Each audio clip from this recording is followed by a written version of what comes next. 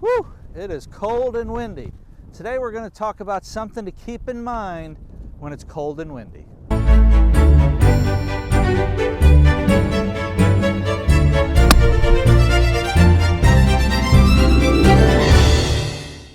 Anytime we're out playing in the cold and wind, the worst thing we can do is not hit the ball solid. We get that vibration up the club. It hurts your fingers and your hands. So you need to make sure you hit that ball solid, which is easier said than done. So when it's cold and when it's windy, keep the principle of finishing in your mind. We need to finish two things.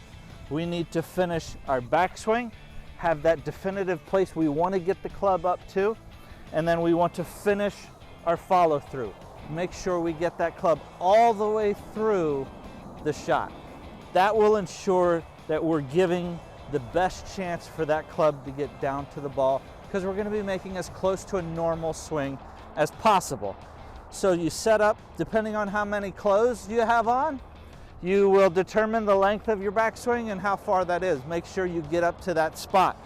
Then you power down and all the way through the shot, because if you stop short, that short arms it most of the time, which brings that club up, hitting it thin, causing those vibrations to come up. So we want to make sure that we extend all the way through and finish to that nice full finish. Those things will help you hit it solid in the cold and the wind.